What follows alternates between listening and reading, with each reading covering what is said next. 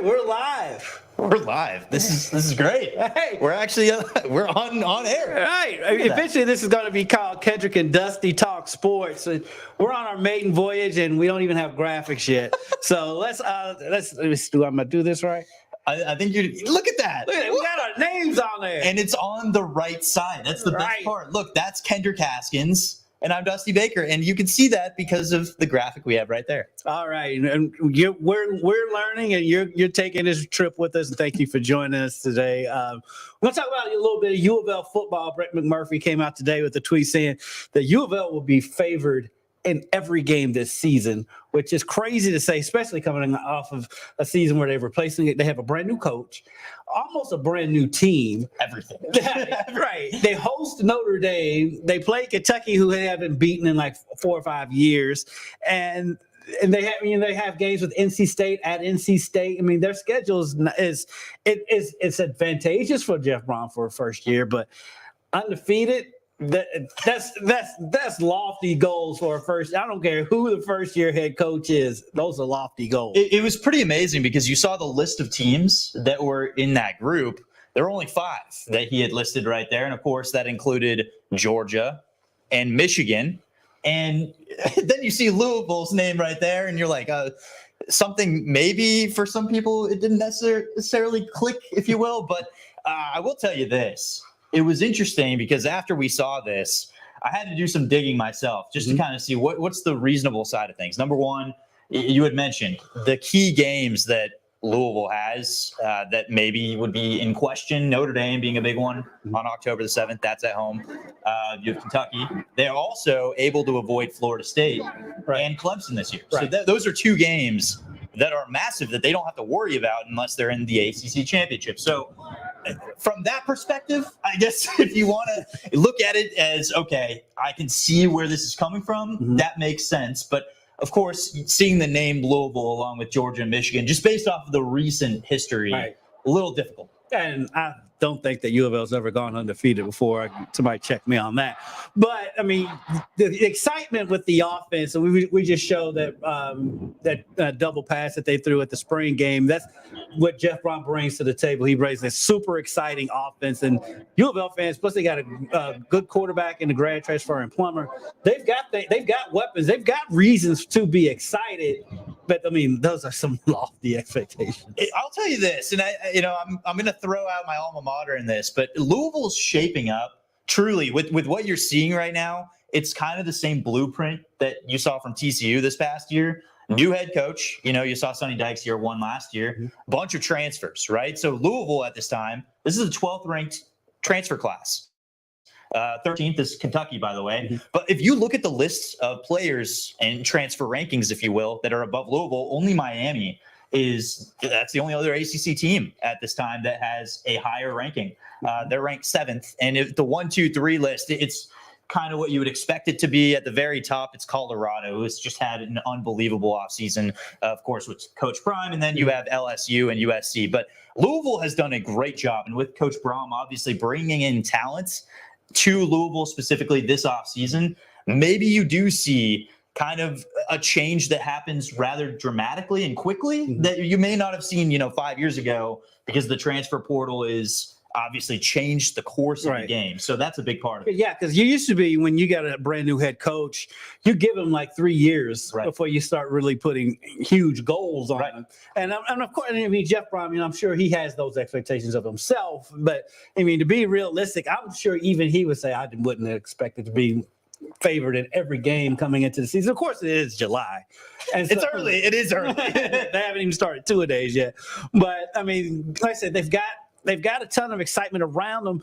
But like, other than Jawar Jordan on the offensive side of the ball, there's not that many names that the fans may recognize. The diehards will, of course. Right. But like the fans that go out there for the tailgating more than they do the actual games probably don't know much more outside of Jawar Jordan. He really came on at the end of the season last year, had a great bowl game. So I think big things can be expected from him this year. I think when you look at the success that he had in the backfield, and they're also, on top of that, they're pairing him with a number of transfers, as we had talked about. Now, that offensive side of the ball is really where the transfer portal is going to have to hit and hit hard, because you had just mentioned it earlier at the quarterback position. I mean, you have Plummer, who is coming straight from Cal, and of course has getting to be reunited again with Braum after playing at Purdue as well. Right. But you had mentioned Jordan is really the main staple as far as a key offensive playmaker, and second team All ACC going into the season. Kind of came around, especially in that Fenway Bowl as well. It should be interesting to kind of watch how he grows. But I'll tell you this, Kendrick, I'm excited about this receiving crew. Right. And Jamari Thrash, number one, best name that you may see in the country outside of another transfer we'll get to in a little bit. But Jamari Thrash was second team ACC going into this year. And on top of that, really successful at Georgia State, where it wasn't, of course, known how an offense like that would work over there. He was able to put up 1,100 yards. He also scored 7 touchdowns. But I think the number that actually sticks out to me the most, 18.4 yards per reception. That is incredible. So he gets yards after the catch. He's a big playmaker. So they need that. They need that on the outside. And having that paired with a new quarterback, I mean, that's going to play really anywhere. So hopefully that'll work out. And I'm looking down your list of receivers because I know Louisville fans will be excited to see the resurgence. And you're new around here, so you probably haven't heard this nickname. Relatively new, yes. Of the Afros. Okay. And that's what they were called back when Deion Branch was there. That's when the name originated, I believe. And the Afros stands for America's Finest Receivers on Saturdays. Oh, I love that. So it's not Astros, it's Afros. Yeah, much better. It's one of the coolest nicknames that probably in the country when it comes to a group or a unit. And if they can bring that back and the running game can live up to it, and of course, it all starts up front with the offensive line. If the offensive line, which held up pretty well last year, I mean, the expectations could be warranted, but I mean, still, and I guess it's because you always approach that with a little bit of hesitation, because with anybody, I mean, outside of Alabama and Clemson, there's nobody that you predict every year. Every year. And how do you expect the offense to, consistently year in, year out, have the same production from the offensive line up front? I mean, that does change over time. You're right. The key staple there is going to be straight up at center. I mean, that's your leader right there. And you're talking about some guy that is also getting recognition, by the way. And when I look at it from this front, it's Brian Hudson, who is heading into this year also with the ACC Football 2023 All-Conference team. So they're expecting that he is going to be a staple at the end of the day. But you also have 2 transfers. Right. Eric Miller coming from Purdue, something we're going to hear a lot is transfer. There's quite a few former Boilermakers on this team. Brought a lot. And when you think about it, offensive line wise, that's not a bad. Purdue had a pretty decent offensive line last year, and they're going up against Big Ten competition. Yeah. The defensive fronts, especially looking at Louisville's schedule this year, probably won't be as formidable as the Michigans and the Ohio States that they've played against last year. And so there's plenty of reason to be excited. And on the defensive side of the ball, I know we're focusing more on the offense tonight.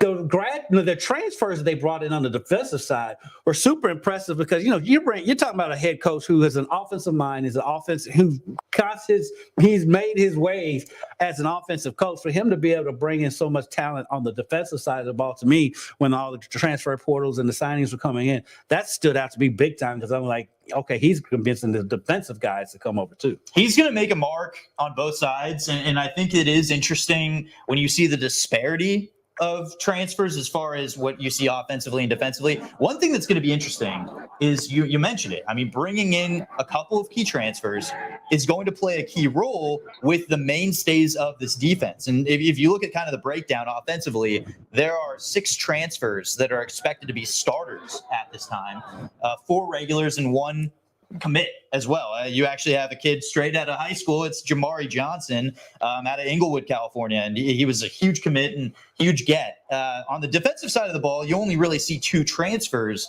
that are expected to start, but there's a lot of depth there as well. And that's key. And that's huge. And by the way, I mentioned that there was one of my favorite names in Thrash. How about the best name, Kendrick, Storm Duck. Yes. Greatest name. And he's had a great career. Yes. He's bounced around a little bit, but he's been good every place he played. I remember he was at North Carolina. Now, he's a playmaker on the defensive side of the ball, and with the, like I said, with the fantastic name.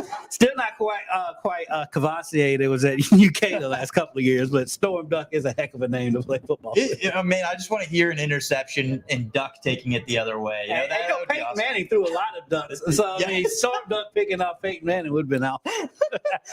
You look at him and you look at the secondary that they have. I feel like that may be somewhat of a strength. Jarvis Brownlee also, he's looked at as the third team heading into the year for the ACC. And I just kind of break down some of this defense. There are definitely holes. There are definitely holes. We're not going to sit here and say, okay, this 12-0 Louisville team seems likely, because I think a part of it is the defense really has to show us a lot more than what we've seen from the past, and even what it looks like going into the present right now. The offense, there is a lot to be excited about, but the defense is going to be a huge question mark. And we'll see once time actually happens and we see that Georgia Tech game. Maybe that'll give us an idea of, okay, where are we at right now as far as how is Louisville going to stack up against the Notre Dames? And also, if they play in an ACC championship, like, is their schedule good enough to set them up for that? Like, that's the other thing. They're undefeated. Yeah. They're in the ACC championship, I would imagine. What if they go 12-0 and they go into the ACC championship and face a Clemson? Is that team, based off the schedule, is that setting them up well, I guess, for that? Right. Like, you saw TCU last year with that. I think if they went into that game, that would be a game they would be an underdog going into it. So it's a lot to see. I mean, I can't wait for them to get out on the field, and I can't wait for at least practices to start before we start making these proclamations. We're thankful for the Reds, man. We're thankful for the Reds that are keeping us going through this kind of. And we're also thankful for these because these are talking points, and it gives us a reason to hop in here and go on our maiden voyage. Yeah. Here. Oh man, the maiden voyage is it's a fun one. It's a fun, but we're excited to break down everything that is U of L and UofL football season. We can't sit here and promise you a 12-0 year, but we can promise you that the Brom era, it's fast, it's real, and there's going to be attention well beyond Louisville for this team. It should be really exciting. They are definitely setting Twitter off right now after Brett McMurphy decided that was a good time to tweet it. So it's exciting for us. We get points to talk about, and it's going to be fun to watch this team leading down the stretch. Now, did you see the video that UofL put out with the Top Gun video? I did. Bold move by Coach to go shirtless. I was watching Top Gun the other day, so to watch that and compare it, it was you know what? Brom is a fantastic coach. Should probably stick to that. But you know what? If you're pretty cool. It's you pretty love cool. That. You know that your coach will step out and do that. You love that. And shout out to the UofL social media team. They've been fantastic. They've been killing it on social media for a couple of years now. So shout out to them for that video. But we're gonna wrap things up because we're learning. So progressively, we got the graphics up, we got ourselves up. I think that's the most important thing. Right. So, let's get our graphic up one more time. Let's do it one more time. Let's see. Look at that. Oh man, that is beautiful. Nicely done. That was money. This step one, maiden voyage. It sailed. No crash. I don't think. No crash. I don't think so. But you can look forward to much more stuff from us from the Wave Sports Department online. We're going to do more online based material and get you more of the sports information that you want and some of the stuff that's out there. And so Dusty's first trip, it's been fun. It's been really fun. We actually got video to play. We do. And we'll have a lot more. We'll have a lot more down the stretch as well. But stick with us because this is going to be a really fun adventure. We're going to be very active through these kind of platforms, and we want you to come along with us. And hey, if you have questions, feel free to also at us. We are on Twitter. You can find us at Wave News Sports and follow us. Send us messages, whatever you'd like. You need your sports news. We're here to provide that for you, and come find us because we're right here for you. We're your neighbor, and we're your biggest sports fans as well. Yep, and we're gonna have fun doing it. Can't wait, man. Can't wait. All right, that's for Dusty Baker, Kendrick Haskins. Y'all have a good night.